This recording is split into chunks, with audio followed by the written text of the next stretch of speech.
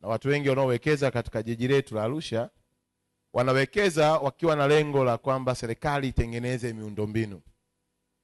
Miundombinu ikikamilika inakuwa ni jambo zuri na wao wanapata fursa.